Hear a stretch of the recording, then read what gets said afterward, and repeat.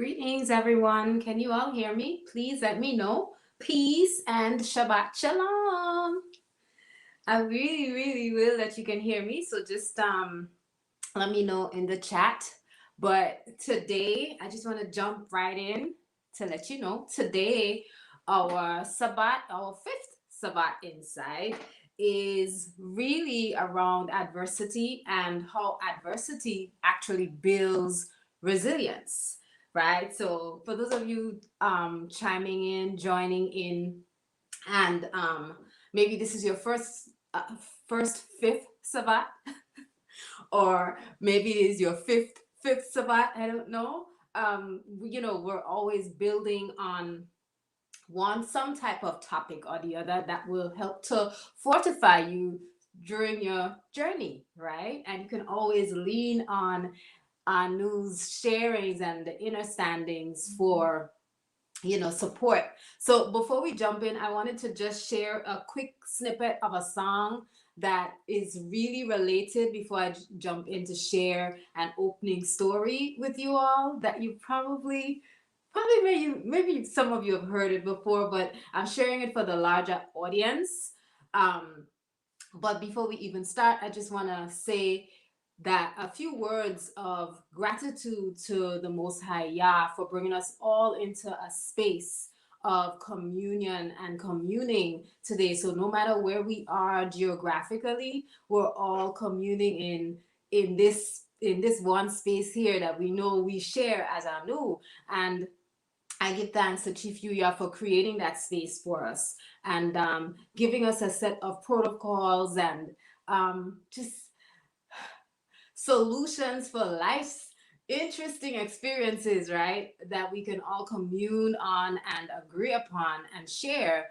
And that is what allows us to call each other community. So I give thanks for that. So I'm going to share my song really quickly. And then I'm going to greet everyone. Okay. If you can hear it, let me know. I don't know if you can hear it. I'm going to try. Imagine love, you imagine life, spread your wings out wide, cause we're moving high.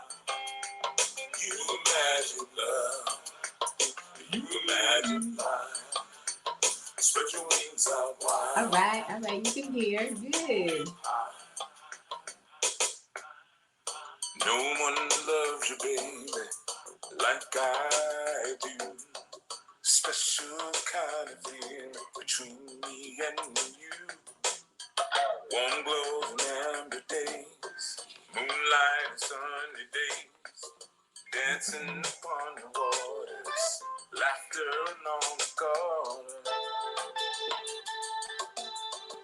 One hand over the brow chakra. All right. So I wanted to just give a little snippet, a little teaser to one of the songs that I think directly connects to this, right? And the piece in there that keeps pulling on me and pulling on Anu, answers to adversity, is the piece, of course, that talks about spreading your wings and flying, right? It's the idea of going through all sorts of struggle so that you can get to a space of resilience, right? So today's insight was created to support any and all who are, trying to find a way through adversity and probably don't know how. And can you imagine, right? Can you? So the objective here is to bring us all to an alternative perspective to the way we commonly view adversity, right? We view it from a victim mindset and a victim lens, right? And that lens is only a reflection of our perceptual reality. It isn't a reflection of the truth. So I'm going to start with a little story, right? So about 6 years ago, right? I was sitting on a tuft of grass outside of my tent in Faro Lake Wilderness. No, Faro Lake wilderness is upstate New York, pretty much, right? And so the camping experience there is very primitive. It is it's far out. It's way out. It's way out. But anyway, one of those dawnings, I kind of got up and I was sitting on this grass outside of my tent, and I was actually looking at a dragonfly, right? I was looking at this dragonfly struggle, right, through occlusion, right? It's called occlusion when the dragonflies or the butterflies emerge from, their little shells, their casings, right? Um, and what I was looking at was as this dragonfly tried to escape its encasement, right? I noticed, or chrysalis, whatever you want to call it. I found myself looking at it and looking at all of the movement and the struggle, right? It was consistently shaking, and I kept saying to myself, I want to help it. I want to help open it up. I want to put my hands on there and start, say, hey, buddy, how can I help you through this? And we all need that at times, right? But what I did not realize, and I know now, is that there's an actual process, right? When it shifts and it transforms, this metamorphosis it goes through, there are actually bodily waste, like metabolic waste, that courses through the dragonfly, and it makes its way up to the structures in the wings, right? I guess we'll call those the veins. And it's called meconium. So as meconium courses through the veins of the butterfly, this and gravity and the shaking, all of those things actually contribute to the wings spreading and opening. So there's a process, and that process we see from the outside looking in, and we're like, oh my gosh, look at this, look at the struggle that's happening, right? And that struggle is literally, excuse me, what helps to build up strength and resilience of the dragonfly's wings. And butterflies, I may have said butterfly too, but butterflies have the same experience as well. So in all of this, like observation, I realized something. I realized that we all have this process that we go through. We all have struggle, or what is adversity. And what we look at and label as adversity isn't always adversity. Adversity doesn't have to be a problem. Adversity can be an opportunity. Like dragonflies, butterflies, they're programmed, they're built, their natural process is to go through that, to hang upside down and let gravity do its thing, to let the meconium run through its Venetian structure, and it opens up. We too go through our own struggles. But I want us today, through today's, share and discourse and build, I want us to actually see how adversity is an opportunity for us to fortify, refine, reform, and build ourselves so that we can actually spread our wings and fly, right? So let's talk a little bit about, again, that cathartic experience we're seeing. We're always going to, from the outside looking in, say that struggle. And when we go through it too, we immediately identify it as adversity. And what happens is we don't look at how it is helping, we immediately connect to the emotion, right? Oh, listen, the somatic experience will take you down for the count every time, right? It's good, don't get me wrong, but there's this thing, we connect to the somatic so much, the grief, the pain that adversity can bring, but we don't see that struggle is likened to adversity, and it's an opportunity to build resilience. So Drop it in the chat. Tell me, what do you think adversity is from your perspective, just your point of view? What is adversity? Maybe you had adverse experiences during last year. I know many people have had, and I think we could speak about it as an entire group, or and we can also talk about it as a community. But just drop in the chat. Tell me, what you think adversity is, but also share if you have had an adverse experience recently that you struggled with, and that you want to share. I have my own, but I'm going to share it a little later on. All right.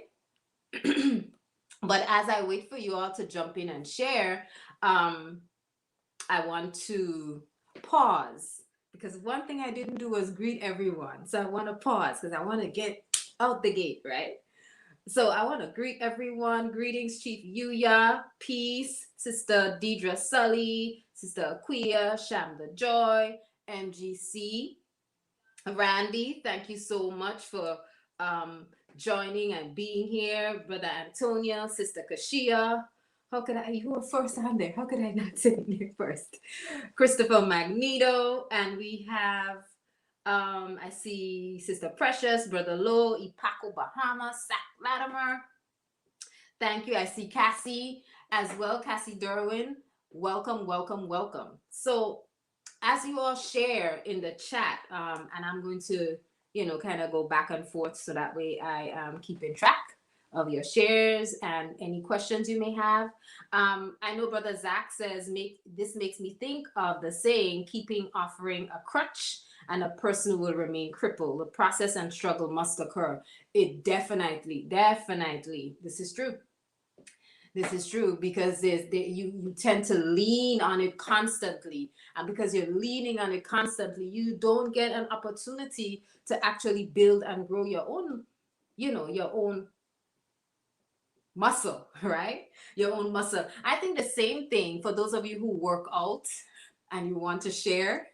I think the same thing happens with resistance training, right? It's that struggle. And it's interesting, the same thing happens with the way the mind works and the way the mind becomes strengthened in terms of focus and extending your focus on different things, right? It's the same way. But let me get to the meaning. So definition. Sister Kashia says, my definition of adversity before Anu has been anything that doesn't go according to what I planned, right? This isn't so. It shows lack of faith. Adversity is room for growth. Weed out what is weak. Weed out what is weak. And check this. Check this. Maybe it's not even weak. Maybe it's in order to get to the strength you have to build, no dough, no baby, no, infant actually pops out except for Kirikou. Nobody pops out like a man and legs strong, backbone, spine erect, everything in order, There's always that process of growth and development. So I definitely think that for any and all of us, it's changing our thought, changing the lens and the perspective that's going to really help us to internalize that. So when we see adversity, or when we see we're on the struggle bus, so to say, we can see, oh no, this struggle bus is actually supposed to take me to a destination, right? And it's not about the destination, though. It's about that journey along the path toward the destination, right? So I appreciate that. I see a lot more shares. I'm just going to read two more, and then I'm going to continue working through some of this. But even before, I have a couple of things that I do want to share. So I'm going to quickly try to see if I can share it. I had a quick video I wanted to show you all, because I wanted you to, as you're looking at the video, you can hear my voice, right? I want you to think about, again, for those who did not respond, one of your own experiences where you actually felt like this, cocooned and shrouded, and then after a while you find yourself breaking free. But even that breaking free required a lot of force, excuse me. It required you to stay still for a while and just allow for things to run its course. And then you're able to actually move and, function properly, right? So as you filter in and as you share, I want us to think about, again, adversity as an opportunity to develop strength and resilience. That's really where a lot of our focus should be today. Okay. So, excuse me, I'm trying to move back and forth in between screens, make things funky today. All right. Um, I'm going to go back to the comments. Brother Antonio says, oh, uh, let me go back. Zach Latimer says, adversity is an opportunity to see. It's an opportunity to see if the tools in one bag work. They may need a different tool or lose it altogether and start from scratch. There you go. That's interesting. That's a great perspective. Precious says adversity could be the resistance one experiences during their earthly journey. Not necessarily a bad thing, but rather just a part of the process.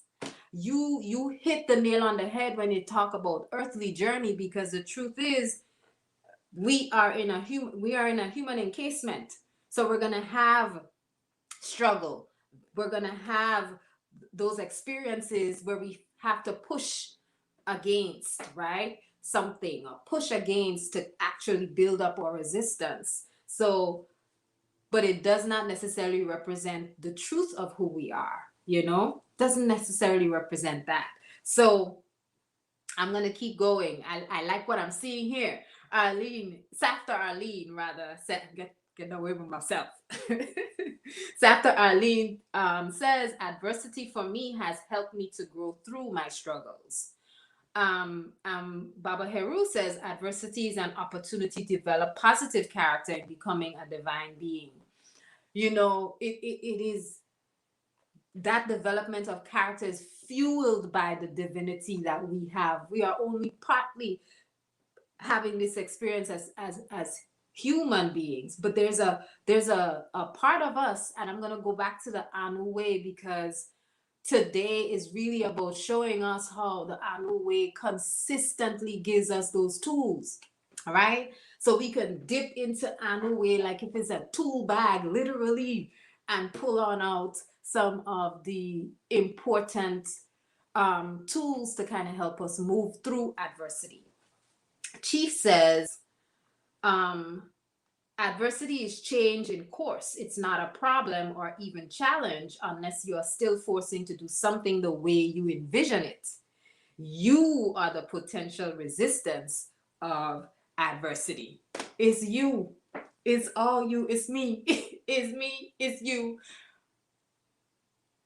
Here's the path. Here's where you should be going. Here's what you should be doing. But at the same time, you're struggling to go left when you're being pulled right. Right? So it becomes, in our mind, we create these ideas around hardship and obstacle and challenge. And hardship and obstacle and challenges that impact our lives. Right? And many things impact our lives, but it isn't always necessary to identify an impact as hardship or obstacle or struggle, right? So although we are, and I want to acknowledge and pause and acknowledge that we all deal with adversity in different ways, right? And we all experience adversity differently as well, because we all experience emotion differently. But it's the emotion and the somatic many times that kind of it cripples us, and it prevents us from actually using that opportunity to grow. All right, there's a lot happening in the chat, but I'm going to keep plugging away, and then I'm going to jump back into the chat and share a few of the items that I see, not the items, but your ideas and so on that you're sharing. So resilience, right? I'm going to touch on this because I meant to, and Chief also just, shared it. Resilience is the ability to adapt to a situation, right? In difficult situations, especially. It's that navigation, right? Can you take that wheel and start, like changing course based on, what's happening with the waters, right? Resilience is only built through test, right? It's only built through what we consider or we see as struggle. So again, I think Chief always says this when anyone has a cold or anyone is what others call sick, he calls it strengthening. He says you're going through a strengthening. You're going through a strengthening. Even that is a mindset change. Even the word songs that we use to identify experiences actually has an effect on the way we see it and the way we handle it, So those are some things. And as I share, please let me know if you want clarity or you have questions, because I'm just getting really excited about the whole conversation today. So I want to make sure I stay on course as well. All right. So Anu, as I said before, a new view is necessary. A new view, get it? A new view, a new lens. Because Anu is an answer to adversity. If you see adversity as um, if you don't see adversity as a way to build resistance or as a sharpening tool, then today you're gonna learn. All right, because it creates a form of resistance that makes us stronger.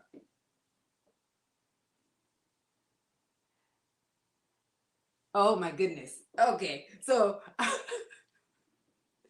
Um, she says, I did a whole podcast where I broke down and defined adversity specifically. I guess there's 5 months Google podcast delay.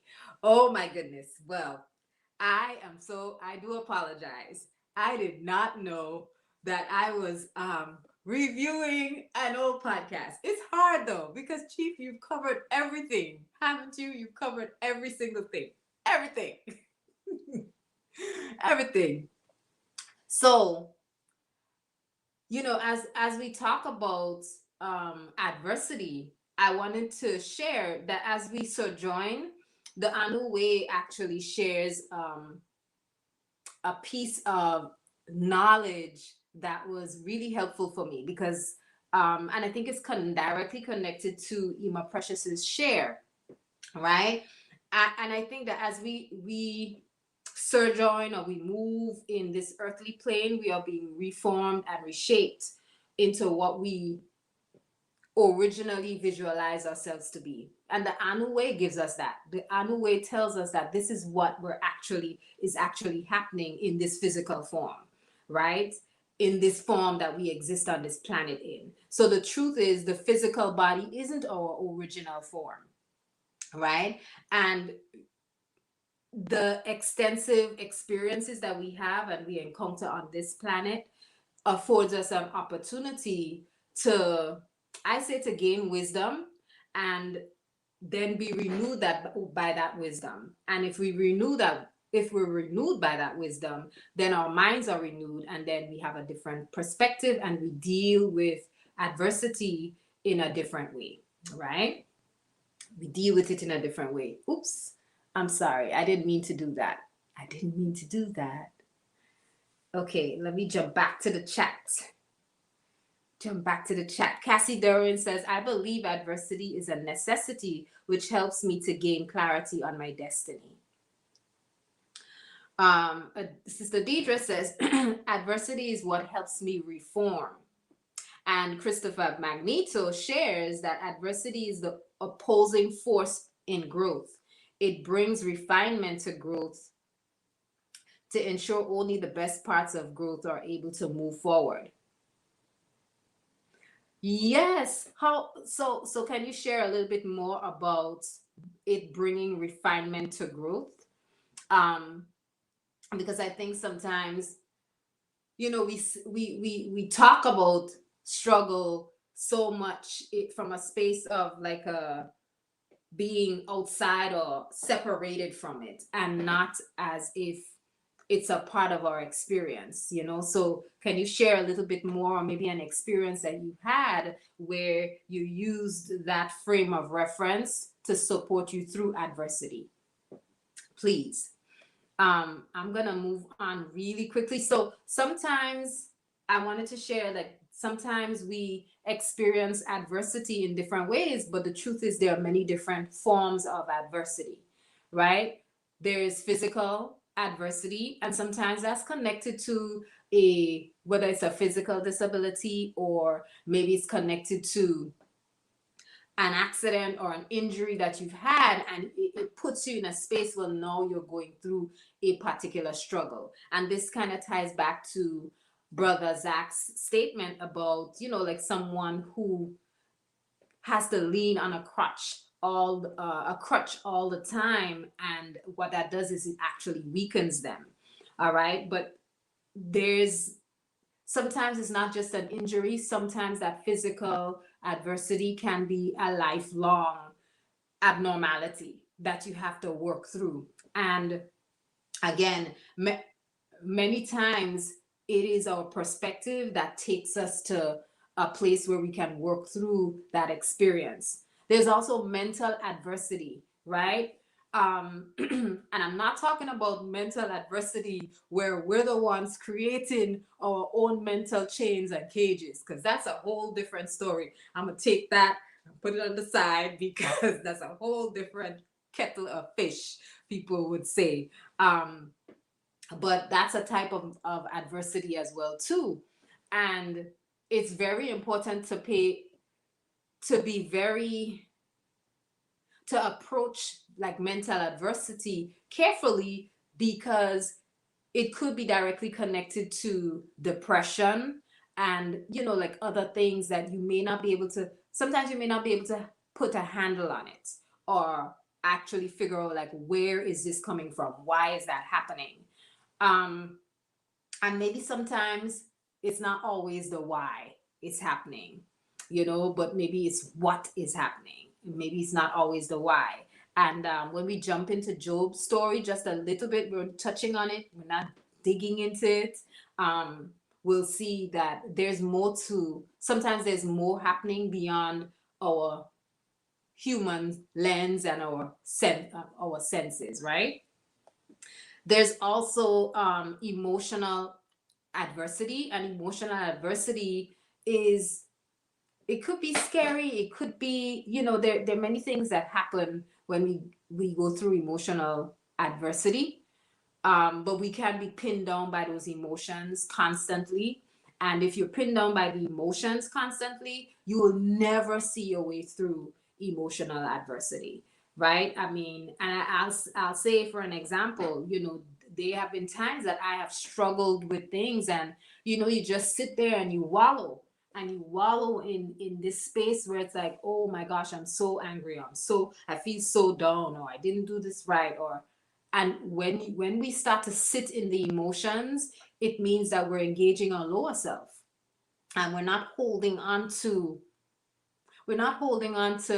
what is considered the salvation model, or the perspective of, I have a higher standard and there are expectations of me that go beyond this physical space, right? So in steps the salvation model.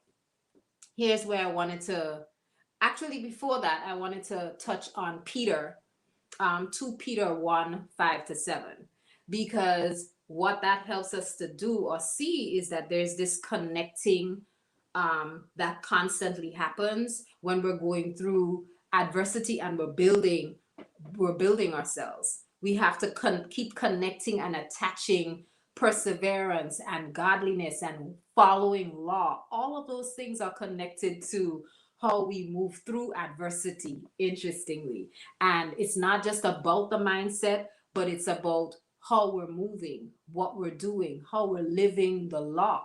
And if we're living the law and the will of Yah, because if we're not, it's going to be like this all the time, all the time. I think the chat has, you know, like bust loose and left me way behind. So I'm just going to try to, I won't be able to get everyone, but I'm going to try. Um, so I'm about 7 minutes behind if you're listening.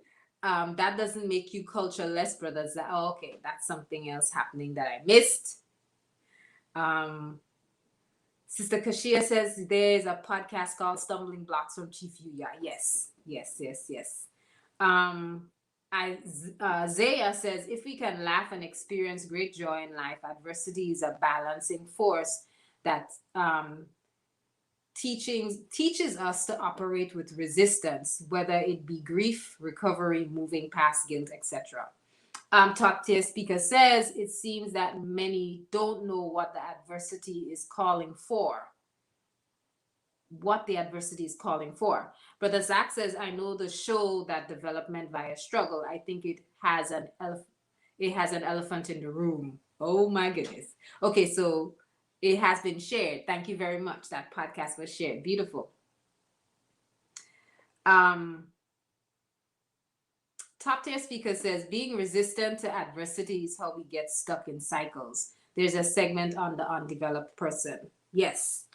I'm going to read Brother Christopher's example. The renewal of the mind in anew. I thought I had an idea of how growth unfolded. Certain parts of my certain parts of me have faced adversity when they realized it was not in alignment with the original mind. Okay. So I think I'm all the way caught up. I'm not sure. I think. I think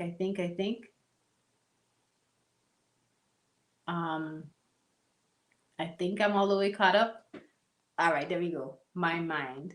Okay. So I wanted to quickly share. Give me 1 second. I'm trying to move through these. Okay.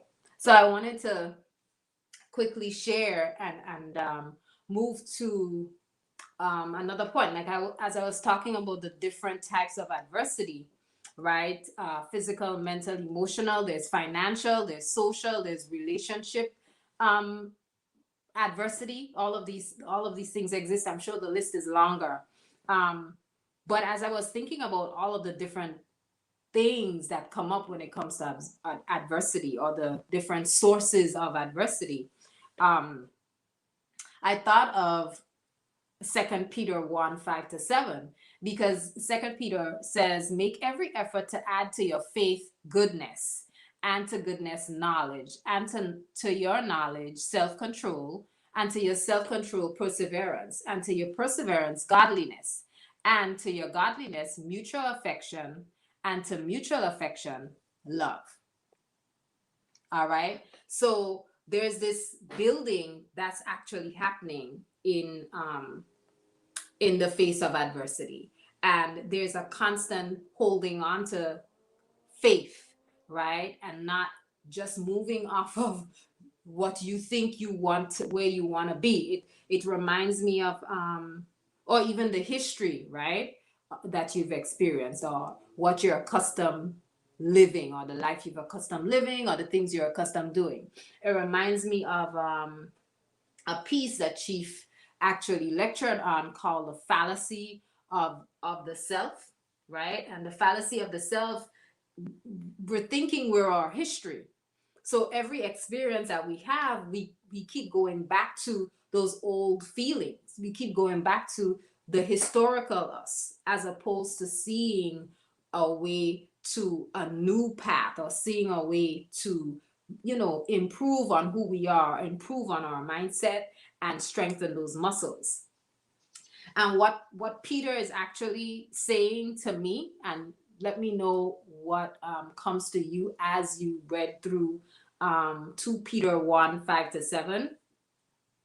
But it makes me realize that there's a constant gathering, right? I think someone mentioned it earlier. Looking at what tools you have in your tool bag, there's this constant gathering on bringing faith to goodness, and then adding knowledge onto that, right? I always think of, whenever I hear knowledge, I think immediately knowledge of the law, right? And if, truthfully, if we don't know the law, then it puts us in danger. So there are lots of things that we have to know and gather to ourselves. Um, and what it does is, as an extension, it pulls on or attaches other things to it. So self-control, right? I think about how self-control actually opens us up toward becoming resilient, or even, building up perseverance. So Second Peter just kind of just goes to show here that there's this constant gathering of more and more tools that support us and help us and make us, these things make us stronger. And when I thought of the idea of mutual affection and love, I actually thought about how love is a connecting force. And many times when we're going through adversity, we can lean on, we should have, we should have a crew or a group that we can lean on, or someone we can lean on and connect with. But more importantly, today I want us to see that that leaning on actually needs to happen within family, and it also needs to happen with our relationship with the Most High. That's really, really, I think that's really crucial when it comes to working through adversity. At 12:33, Chief says, "Adversity just man's to turn. Add to verse, add to, sorry, verse turn. Only ego decreases flexibility, which limits your turn." That's, I have to put it up there.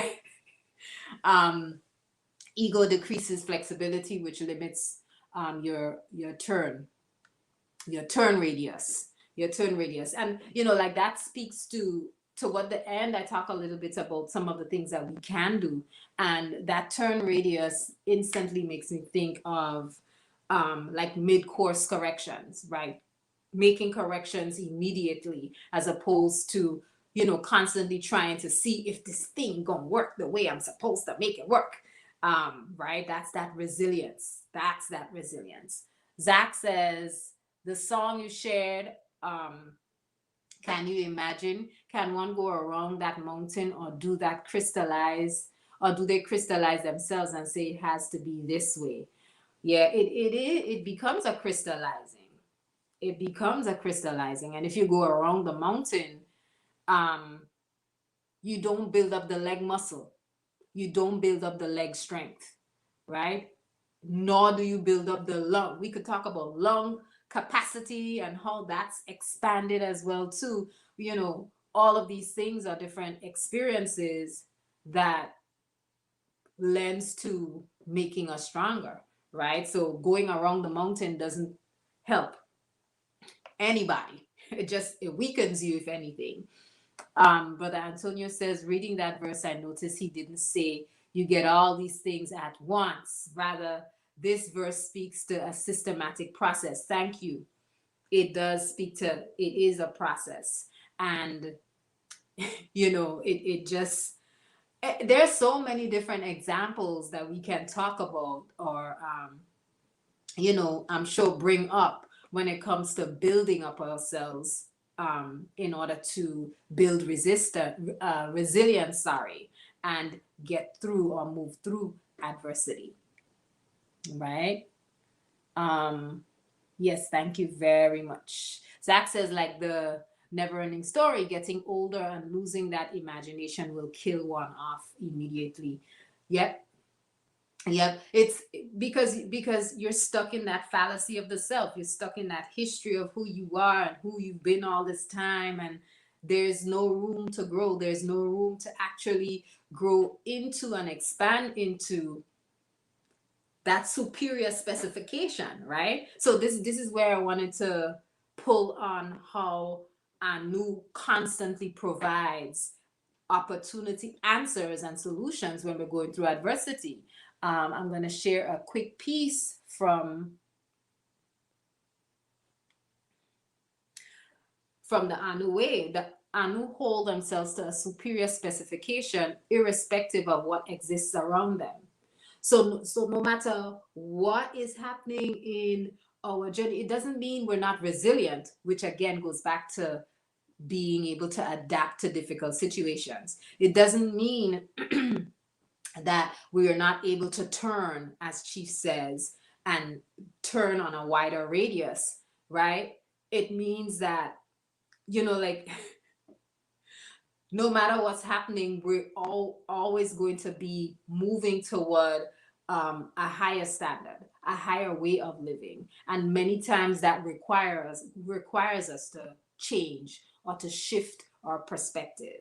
So that superior specification will always mean that we stick to the law and we follow law, or we're functioning with a standard, so that way what's happening outside of us does not um, affect us in that it takes us down or it causes us to spiral down to our lower nature, right? There's always that selecting the higher nature. So I feel like I've been talking and I wanted to share a bit of a story. I haven't seen much shares in terms of stories so far. But maybe, let me see, maybe I'll share a story. I don't know. I don't know. Let me jump in. Says, besides this, giving all diligence, add to your faith virtue, and to virtue knowledge, and to knowledge temperance, and to temperance patience, and to patience godliness. Thank you. Okay, you're pulling on the scripture for us. Oh my gosh, I didn't even check that. My goodness, I'm sorry. Top tier speaker says, being flexible reminds me of what we learned about the Tao, going with the natural grain and not against it. Right, right. It's it's that there was also the, as you say it, it reminds me of the movements from Qigong, or the way I would like when I've observed people who move through Tai Chi movements, right? There's always that moving with the flow, right? And I can't speak to it because I am not a practitioner of Tai Chi, but because I have worked with Qigong a little bit, there's always that idea of moving with that flow of energy as opposed to the resistance, right? But again, it goes back to resistance training and how that helps to build one up. She says, right, Mama Sequoia, the grain has valleys, peaks, crevices, and degrees of friction. It's not smooth glass. If only it only becomes a challenge for the stubborn, the complacent minded. It only becomes a challenge for the stubborn, complacent mind. Sorry, stubborn, complacent mind. Sister Kashia says, back in the day, I used to be right. Exactly. Exactly. So, Brother Zach also says, imagination and focus is equal to magic. What? So that's imagination and focus, very quick and snippy. So if you are in our audience and you're actually moving through the chat and reading through the chat, there are so many gems being shared. So pick them up and add them to your bag. Add them to your bag. Chief just gave us another one, which is, oh gosh, chat is moving so fast. The idea of the having that be like it being that movement or adversity or moving through adversity is smooth, right? Because he says it only becomes a challenge for the stubborn and the complacent mind, right? So complacent, as I hear complacent, I think about the unexamined, right? I think about the fact that if we don't examine ourselves and examine our movements and the things that we select to do or elect to do, all right, which sometimes puts us in a place of adversity, right? So I said, I kind of mentioned that before. We would select to do things that would put us in a place of adversity. Sometimes that's not what we're talking about. Some people just want to live in adversity. They want to live on the struggle bus, right? Somebody mentioned that to me this dawning, that there are some who pride themselves in talking about the struggle, right? And the struggle being, something to like to wear as a badge, all right? And I definitely think when that happens is because one wants to live in one wants to live in victim mode, right? I keep forgetting to take the slides off. I'm always forgetting to take the slides off. This thing is so dynamic. She says, used to's a rooster. Roosters love to boast and brag in their small yard and even try to stomp over the new day. This is true. This is true. Well, the new day will come and go and leave the rooster as a used to. Oh, gosh, it's so silly. So the Anu Way salvation model calls us all to hold ourselves to a superior specification, regardless of what is happening around us in our journey and regardless of the experiences we encounter. So, Anu is an answer to adversity because no matter what the issue is, what the charge is always to uphold ourselves to the standard. In other words, uphold the law. Always uphold the law. Which brings me to the point.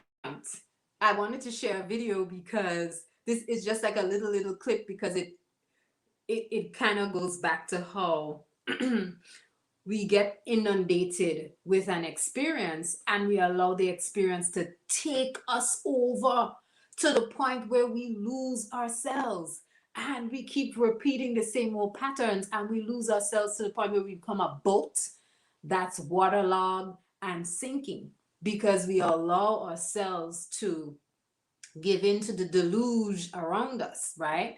So we don't want to do that. We don't want to give ourselves into the deluge. So I'll just share, this is exactly what came to mind when I think about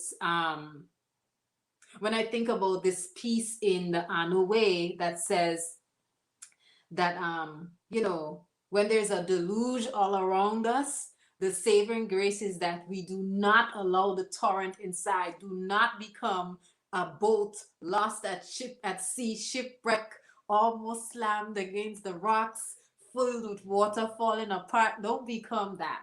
Don't allow yourself to be inundated by the chaos of what is happening around you because you can always lean on law, you can always lean on truth and not allowing like your perceptual reality to take over your journey, because if you do, then that's when the crazy starts. So again, Anu teaches us to see that when we are encircled and even suspended above the downpour of cultural insanity, we do not absorb the colony crazy, right? In other words, we don't allow for the crazy and the chaos outside to penetrate the barriers that are created. And those barriers that buffer, that's culture. That's Anu. Anu's culture constantly allows us shows us how much more we are than the physical body. And when you know that with your mind, and you know that in terms of like having shifted your mindset, you understand how to work through adversity. Brother Zach says that in high school you were the man, homie. Yeah, Eustace a rooster.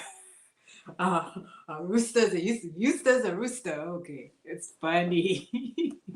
um, and greetings, Hamza L. Peace and welcome, welcome, welcome. Peace and greetings to Free Game Podcast. Welcome back. Please like, share, subscribe, and tell your friends so they can come and join in and get in and share. She says 50 cent is equal to change. Well, I mean, just like, change or actual change. Which one is it? Oh my goodness. 50 cent is equal to change. How much value does it have? Top tier speaker says, we learned about the Christ concept, and effort was mentioned as one of the 7 levels of awakening. How can we self determine if we're unwilling to put in the work to change our habitual patterns? Right. Ooh, how can we? We can't. It's impossible. It's almost impossible because before we can even get effort, like this takes me back to the very first step. The very first of these 7 levels of awakening was mindfulness. And so mindfulness requires that you are absolutely certain about what your culture is. You understand your resonance, your frequency, how you think, and how you're showing up in the world, right? And if you're able to do that, then we could actually talk about, you know, determining what my patterns are and so on, because you can't observe patterns and you can't figure out what your habitual patterns are if you have not gone through that stage of mindfulness. All right. And that's something that, like was recently shared with me, and I had to come to the understanding, no, you think you're beyond mindfulness, but you're not. You are actually at the stage of mindfulness.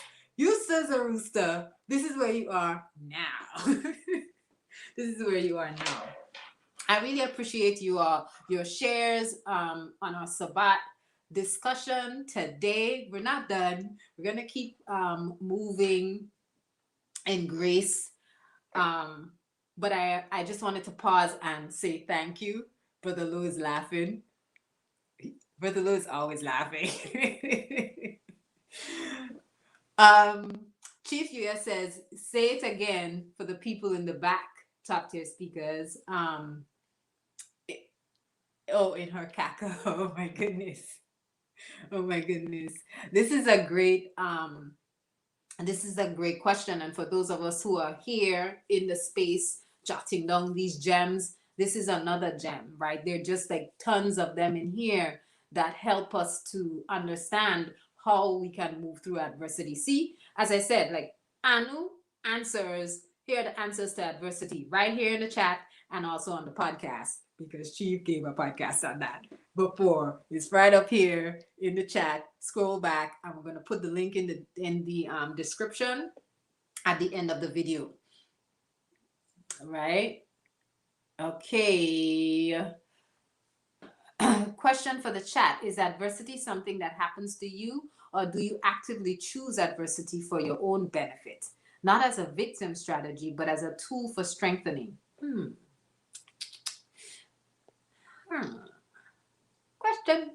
Question for the chat. I'm gonna indulge in that question a little bit too, but I'm going to leave that question up. That was posted at 12:46, so that was a long time ago.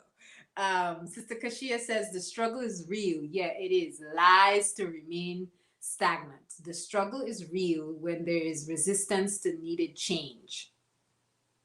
The struggle is real when there's resistance to needed change.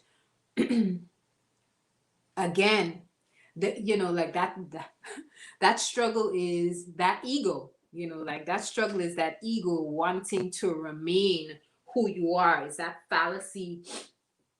There's that fallacy of the self. I'm going to keep going because the chat is getting away with me.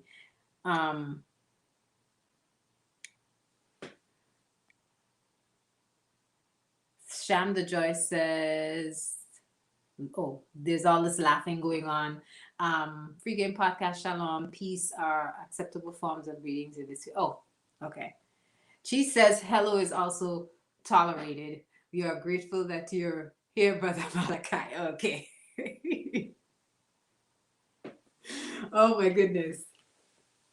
Adversity, Kashia says, adversity is something that happens to you.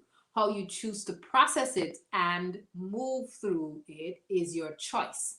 The strengthening is releasing the need to control the outcome, but be obedient to the change.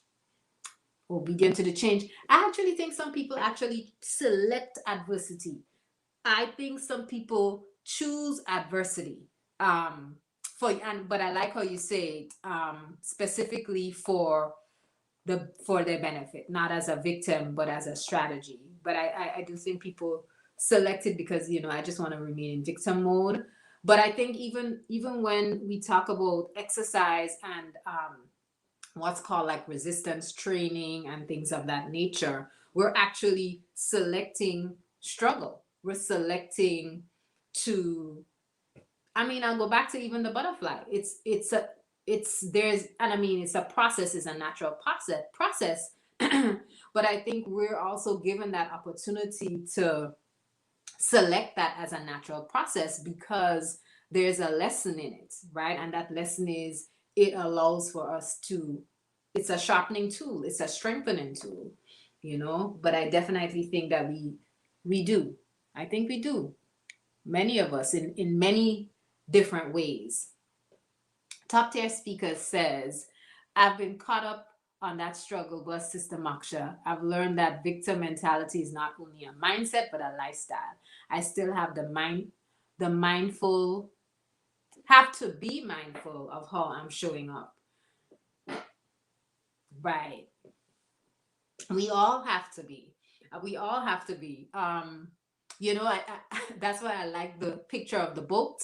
And that's why I say Anu gives us so much gain in terms of how to be and function, right? Because, and we know how to be and function because we know, as Anu, we're not looking for stability and glorification in what the secular world design is. Because if we're using that as a standard, then we might as well just be like everybody else. We might as well just call ourselves another arm of the conscious community. Yeah, you know, that's it. But if we're holding ourselves to a standard that is beyond what is of the secular design, then it requires us to have a different mind. It requires us to have a different mind. And we control like our destiny, right? I think that's an important thing to think about as I okay, I was about to do something and I don't want to remove you from the stream, Brother Antonio. I was about to. I apologize. Um but yeah, we do have control over our destiny. Um but it is not devoid of a higher spiritual mind, right? That's something else too that Anu teaches us, right? That you're gonna have outsiders who kind of say, like it's you, or you'll notice that there are others who function off of through adversity, or struggle with adversity, or just hung up on the struggle because all they're being fed is, go internal. It's only you. No one is actually saying to you that, you can't just amass a bunch of human desires and think that that's how you're going to get through adversity, right? Or you're going to get around curses. It can just be, I've collected this thing, I have this, that, I have my stash here. It's not just you. The experiences that we're having and the control of our destiny. Yes, it's about controlling our thoughts and mindfulness as well. But the story of Job actually allows us to see that there are times when those experiences, like what we understand about our challenges and the experiences we're having, what we understand is nothing compared to what the Creator has in store. And sometimes we don't even know, right? And we don't know because there's a disconnect from Yah.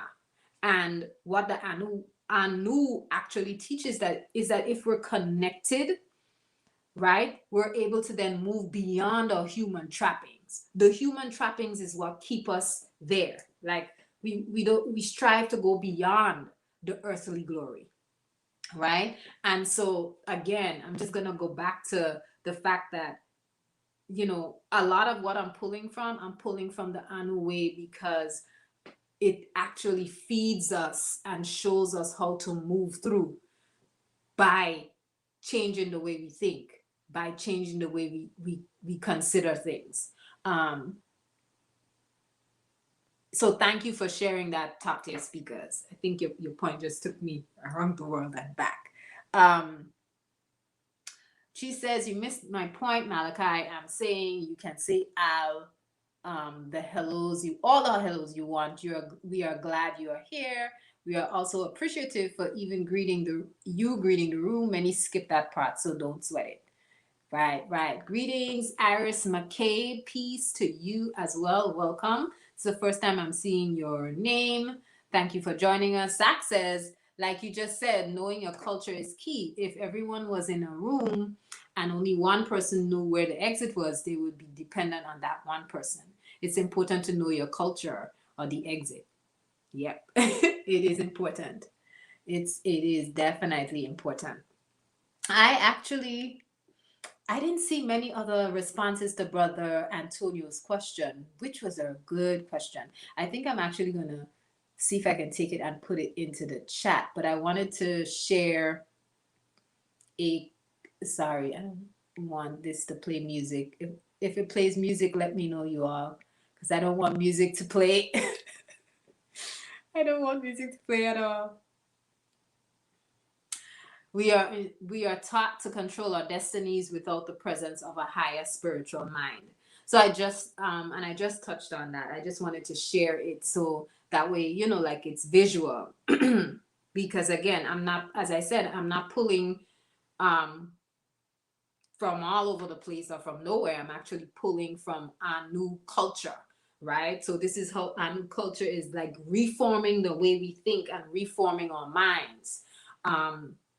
So that we're able to move through adversity, and more importantly, see adversity as an opportunity and not a problem. We do not see that we are being shown paths, right?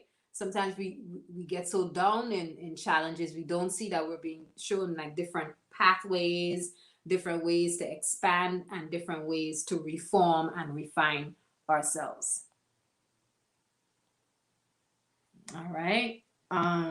Zach says, just depends on if one is moving towards something. If one is, then they will be met with resistance or adversity. The choice is made in reformation. It definitely is. It definitely is. Thank you very much, Brother Antonio, for doing the whole like, comment, and share. Thank you. Thank you. Thank you.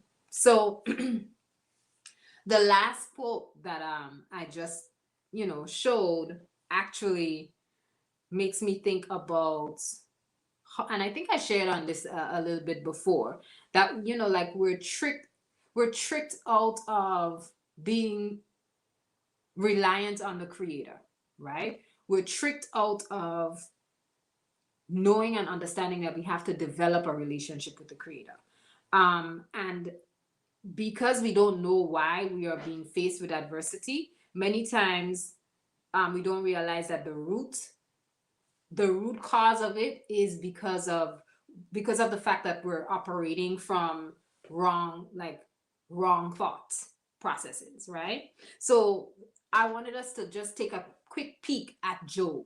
We're not going to do a case study because my intention was for us to do, we're not going to do a case study. It's an hour already, but we're going to just think about Job, right? And Job um, is, most people use it to showcase adversity and someone moving through trauma and challenges. He's lost everything, but everything that he's lost is the fiat currency, is what's equivalent to our fiat currency or insurance, and like all these things that we amass thinking that that's going to secure us, right? But the Most High had something else ready for Job, right? And I am not the Most High, so I can't ever say I know this is what the intention was. But Job's name is synonymous with overcomer and the converted. So what we see here is Job's story actually represents somebody who's sojourning on this in this physical earthly realm and moving through challenges. And like he's visited by friends um who absolutely do not give him good advice. Let's just say it that way. And we have his wife who's like encouraging him to just curse, yeah, but his journey helps us to identify adversity as difficulty, but it it is not, it doesn't have to be perceived that way. He perceived it that way. Um, but toward the end, what we see is that um, in his suffering compels him to ask the question. I think it's an old question. I think we all wonder the same thing when we're going through adversity and we see it as a challenge and we don't see it as an opportunity. Why me? Like, why is this happening to me? And eventually the creator had to actually put Job on game, right?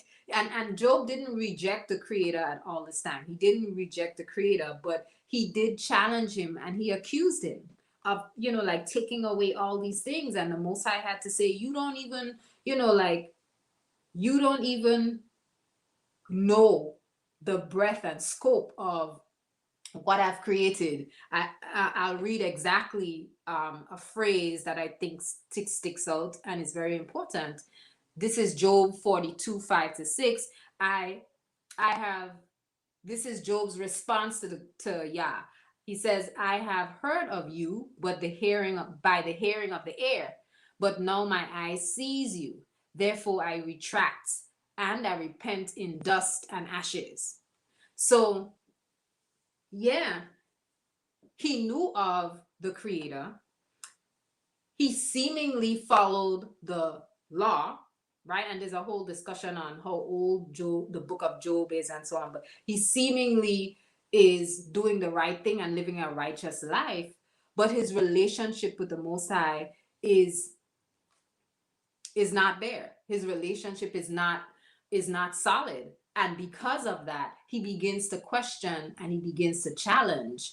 And his focus eventually, I think to what my understanding at the beginning of the text is not the text, but Job itself, is that there's like this preoccupation with all of the things that he loses, right? As opposed to trying to understand what is it that he's being asked to do now, or what is it that he's being asked to be mindful of or focused on,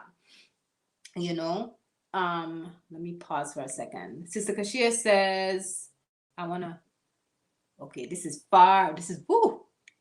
almost 10 minutes behind. Oh my goodness. Let me see if I can scroll a little bit. Oh boy.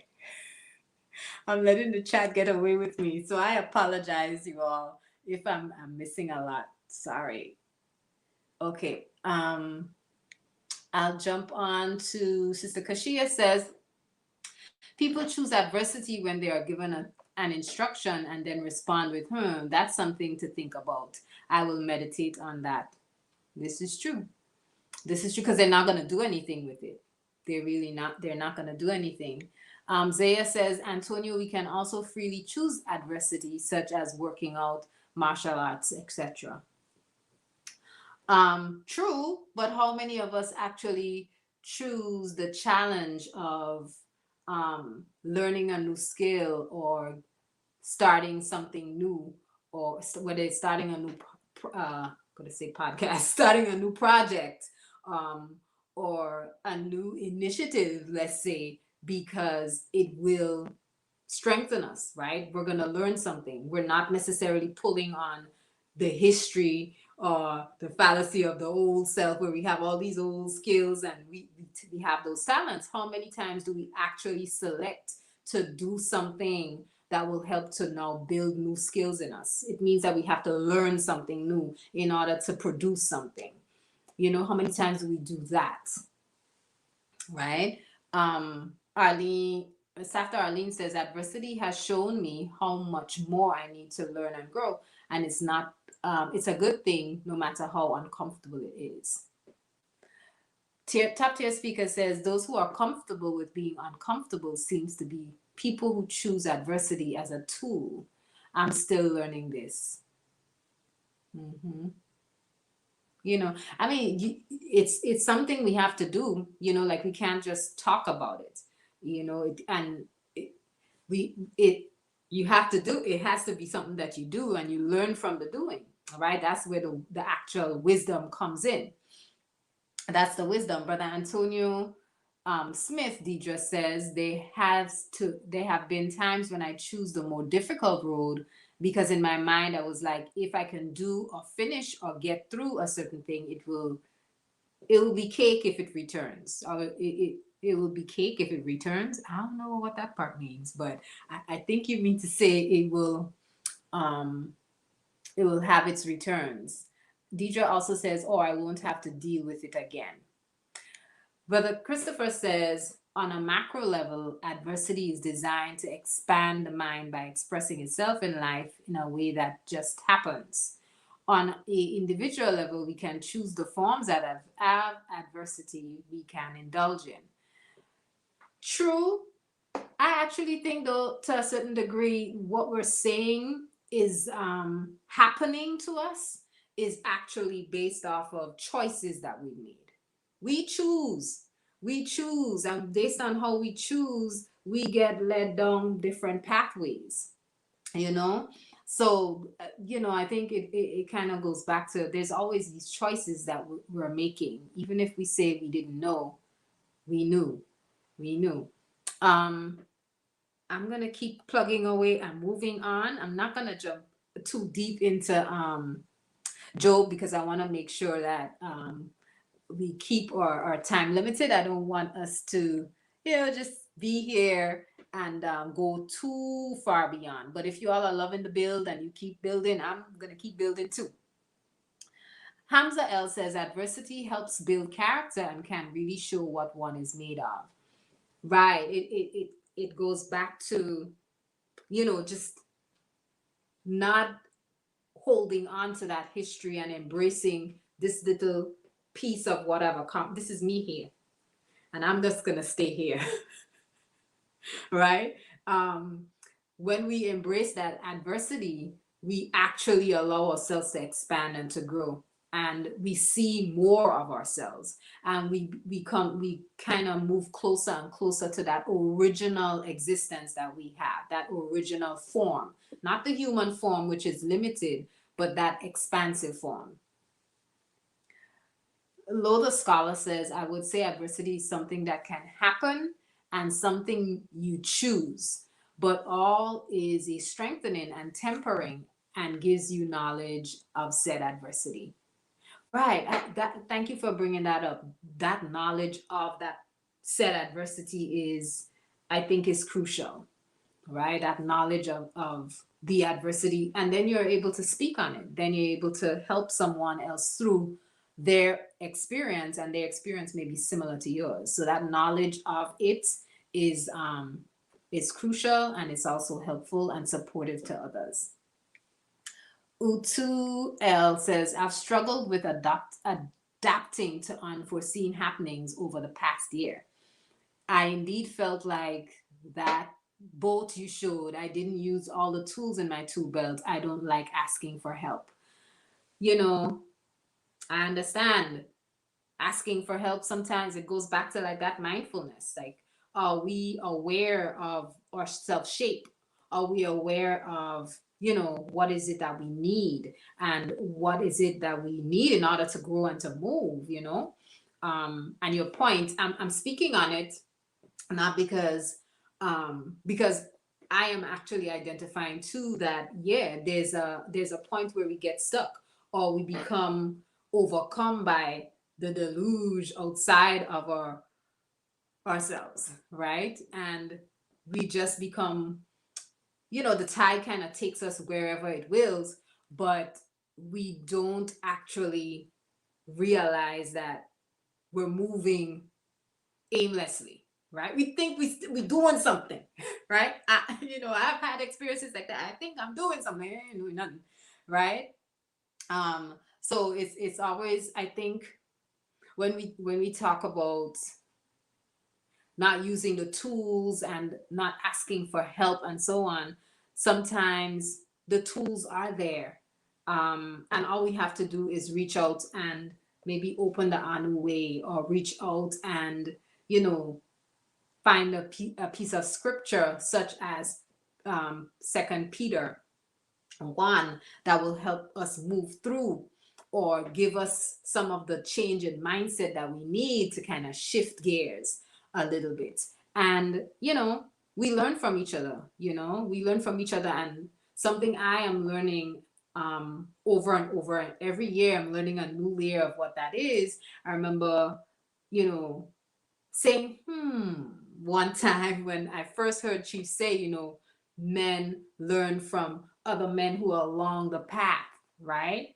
Because, and I watched, and I'm bringing it up because it is taking away from some of this, but it's bringing me back to my old days when I used to work as an educator in a public school. And I would watch some of the boys, and I say to myself, you see some of what's happening with them, because they're not necessarily looking up to or have what are called role models of other men who will help them along that pathway. They don't have that opportunity, so they are almost like if they're weaker, and I'm saying it because it comes from a space of also being able to say, for even myself, or girls, or anyone having an elder that can actually guide us and show us, like where we need to go and what we need to do is crucial.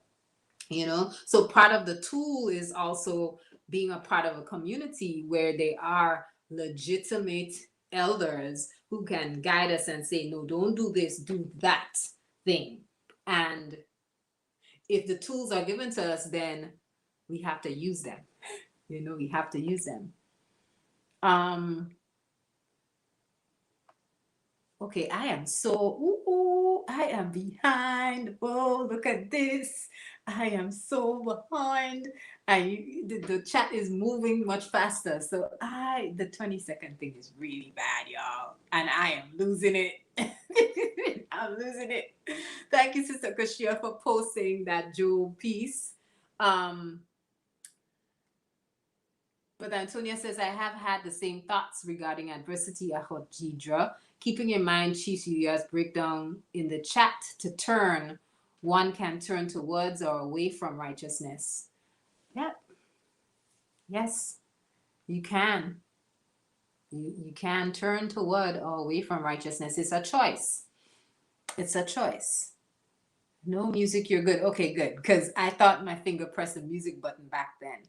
Hamza L says, Shalom, Abba Utu. That's why when lifting a certain weight that you haven't before, it's best to have a spotter help, because the weight, may be more than you alone can lift. Thank you for adding to the space, Hamza L, and giving and offering up reciprocity. Thank you very much. Zach Latimer says, or if you don't know how to lift, then get a trainer to help you. Ego will get you hurt. It certainly will. It certainly will. But Antonio says, true, like in that 2 Peter verse above, build yourself up to that weight class one step at a time. Having a spotter helps you to move beyond your current limits, or identify if you're taking on too much. And Chief says, much truth in the weightlifting example. I remember going back to the gym after many months off and not wanting to accept muscle loss and dumping weights onto the floor to avoid crushing my larynx. Whoa. That's a whole gym experience. And I love the gym example, the weightlifting example. Thank you very much for that. It kind of spreads it out and gives us a wider scope on how to look at adversity. She says adversity is just the way of the world. If we are truly turning on an axis, we are always adjusting to centrifugal tilt. No thing, no thing with molecular vibration stays still. Our vibratory nature is adverse. Ah, so there's always that movement. There's always that turning and adjusting. Resilience. That brings us back to resilience. Adversity brings resilience. Adversity brings resilience. Brother Zach says, it makes me think of that saying, the mind is willing, but the body is not able. I have done the same, not respecting my own journey, going back to, I guess you mean going back to the gym. I'm going back to the gym. Okay, let me see if I can move. I'm 7 minutes behind. I'm just looking at my clock. I'm looking at this over here.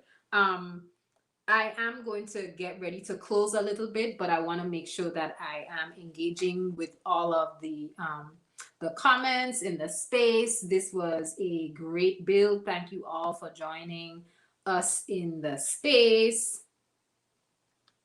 I'm trying to open up my chat so I can see everything.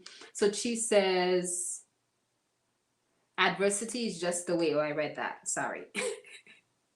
He says, I sure can be that guy, but age is a greater reminder. When you keep thinking you're adding more steel to the 45-pound plate every year, you start to realize your world ain't changed. You have.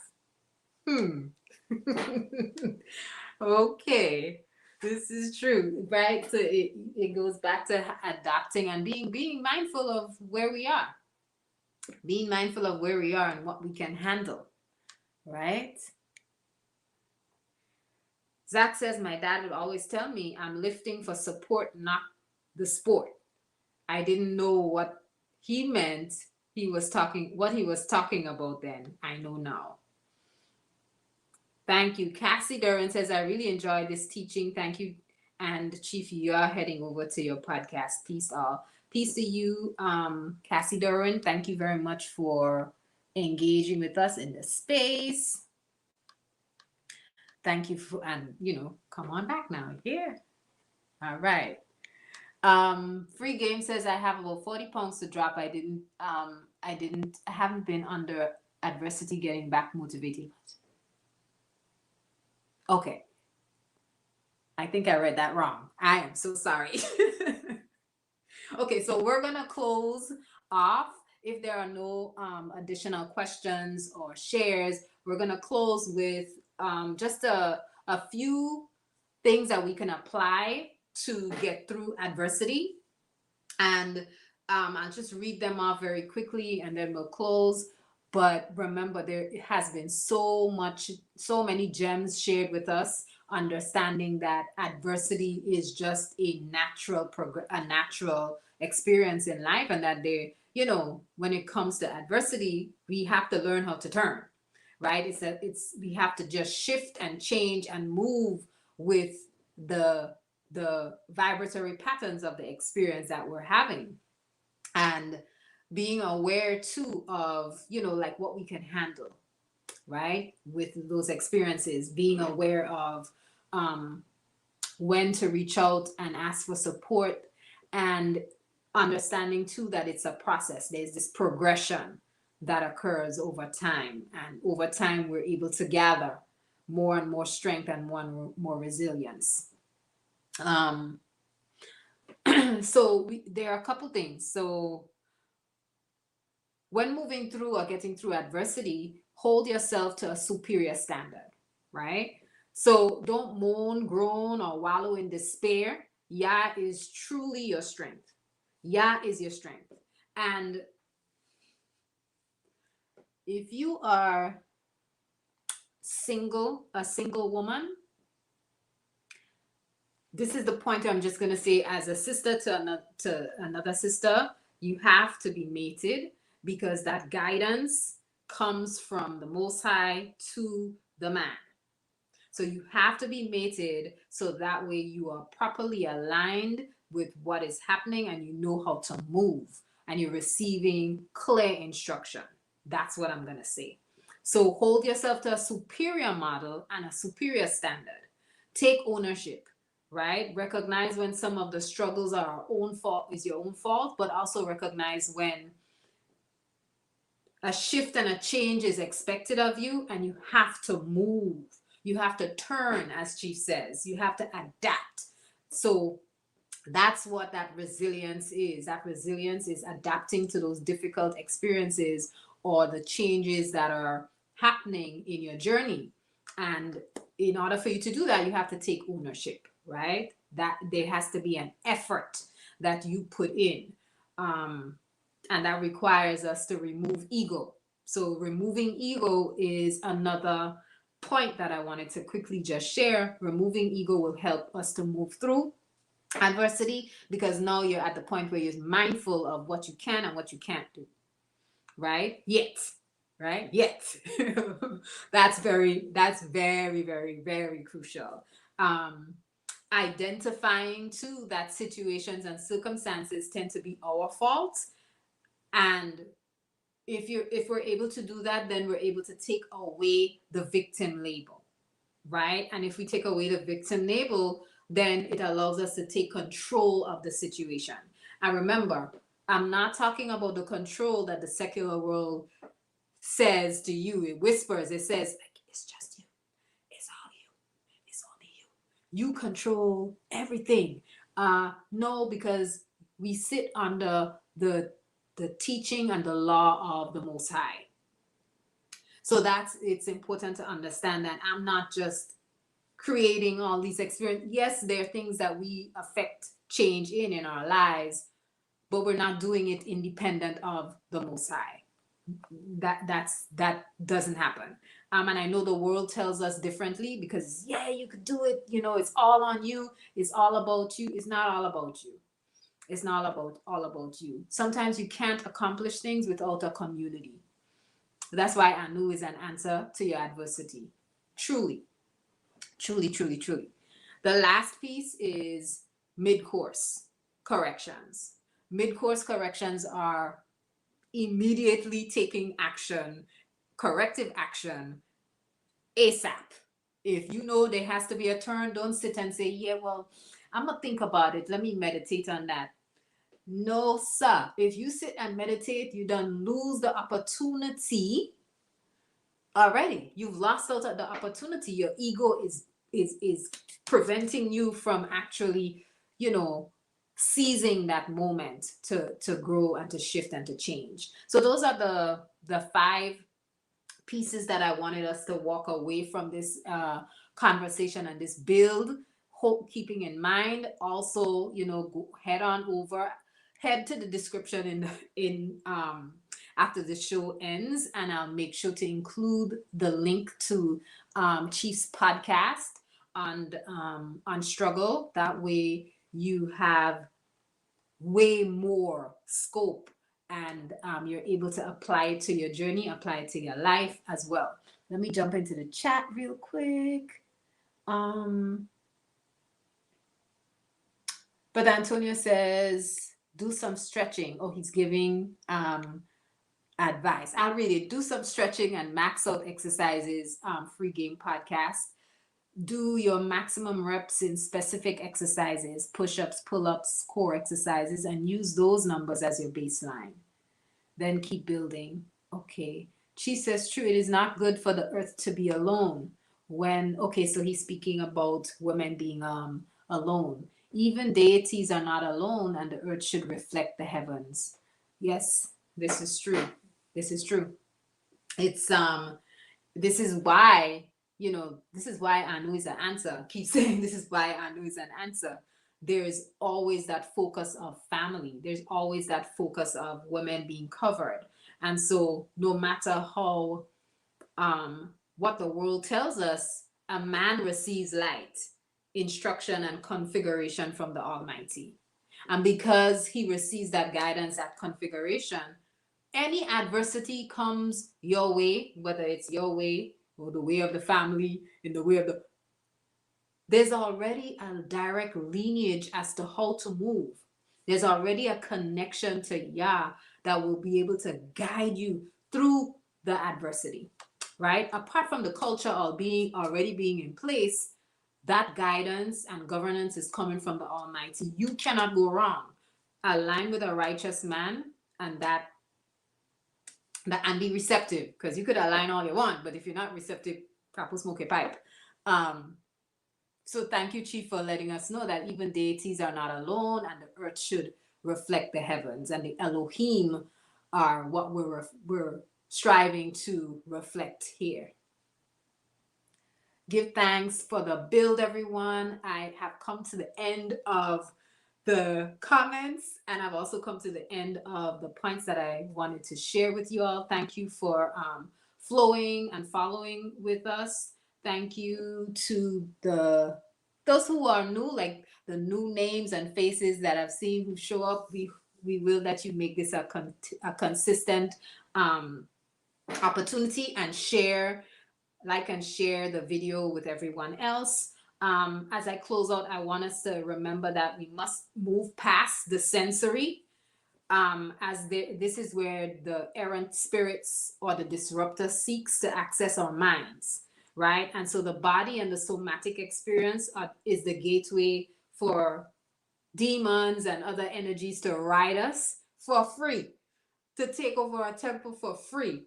And when they ride us, they rob us of the fruits of our labor, right? And these are not my words. These are words that have been shared with us to Chief. Check out his lecture on deliverance. That gives us a wider scope as how we should be moving, right? So we can't dwell in pain and struggle. We have to move past the pull that the somatic experience has on us. And remember that an opportunity to be strengthened, fortified, and amass resilience comes in the form of adversity. All right. Peace, everyone. Thank you for joining us on a Fit Sabbath. I can't see anyone else in the chat, but I am going to say thank you. Sister Arlene says, Toda Ahot Moksha, this was a wonderful build. I thank you all for making it a wonderful build. You all were in here giving and receiving. We were ping-ponging. Thank you so much. Peace, everyone. And if you want to find out more about Anu and what Anu is about and what Anu is doing, please head on over to anulifeglobal.org and check out the new blogs, the vlogs. Sorry, not the vlogs, the blogs. Check out the Anu Youth Initiative soon to come. There are details there on the website for that. And you may register to be sponsored so that you can join Anu, the Anu family. Peace, everyone. Happy Sabbath.